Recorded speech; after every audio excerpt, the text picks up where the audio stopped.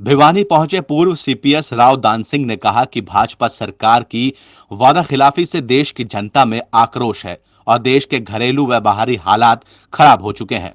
दान सिंह ने आरोप लगाया कि आज सरकार केवल पेट्रो पदार्थों पर सेस लगाकर और कर्ज लेकर चलाई जा रही है। बता दें कि राव दान सिंह यहां कांग्रेस कार्यकर्ताओं की जिला स्तरीय बैठक लेने पहुंचे थे। वो यहां कार्यकर्ताओं को 12 अगस्त को महेंद्रगढ़ में होने वाली पूर्व सीएम भूपेंद्र सिंह हुड्डा की जन आक्रोश रैली का निमंत्रण देने पहुंचे थे। उन्होंने बताया कि भूपेंद्र हुड्डा 4 दिन महेंद्रगढ़ जिला में रहेंगे। दान सिंह ने कहा कि 12 अगस्त को महेंद्रगढ़ में रैली होगी, 13 को अटैली, 14 को नारनौल व 15 अगस्त को नांगल चौधरी हल्के का दौरा होगा। करना पड़ता है। आज सरेआम हत्याएं हो रही हैं, अपहरण हो रहे हैं और यहाँ तक कि हमारी बहन बेटियों की इज्जत को सुरक्षित नहीं माना जा रहा है, तो ये अपने आप में एक शर्मसार और अशोभनीय कार्य है। इन सारी बातों को देख करके आम आदमी ये कहता है कि इस सरकार में कोई कर्मचारी खुश नहीं, कोई व्यापारी खुश नहीं, मजदूर खुश नहीं, किसान खुश नहीं। ये सरकार कहती है कि हमने आपकी आमदनी को दोगुना कर दिया है, लेकिन हकीकत ये है कि आप दोगुना करने की बात कह रहे हैं, लेकिन कभी ये सोचा आपने कि उसकी लागत कितने गुना बढ़ी है।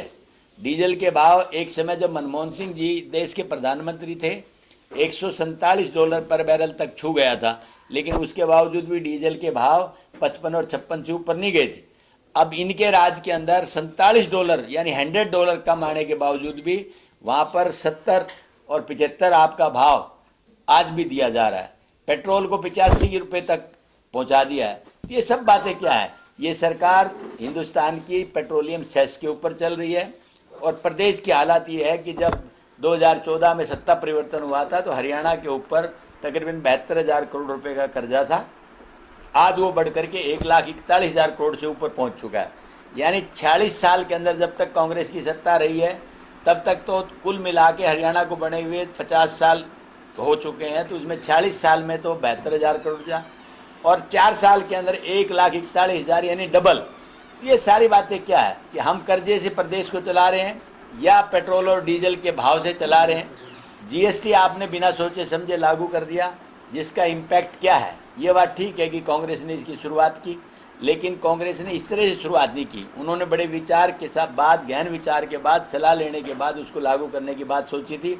ये लोग जो आज सत्ता में हैं, माननीय प्रधानमंत्री जी उस समय मुख्यमंत्री थे, इन्होंने सबसे पहले इसका विरोध किया था और आज उन्होंने सबसे पहले इसको लागू करने की बात की है। नोटबंदी से जो वादे इन्होंने किए थे कि उससे आतंकवाद खत्म होगा, ब्लैक मनी कम होगा, न तो ब्लैक मनी कम हुआ न आतंकवाद खत्म हुआ। आज परिस्थितियाँ देश और प्रदेश की क्या है वो आपसे और हमसे किसी छुपी हुई नहीं है।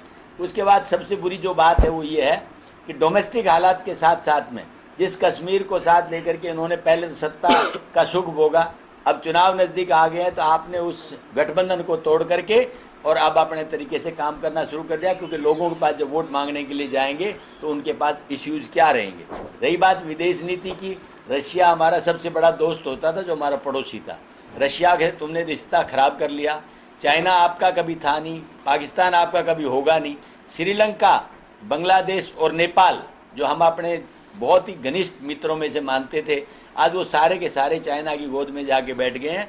परिस्थितियाँ बहुत विकट हैं, चाहे देश के अंदर की हों चाहे देश के बाहर की हों। इन सब बातों को देख करके एक जन आक्रोश पूरी जनता के अंदर है और उसको रिटेलिएशन अगर कहीं आक्रोश के रूप में देखने के लिए मिल रहा है तो आज सरकार के बदलाव की तरफ बढ़ रहा है।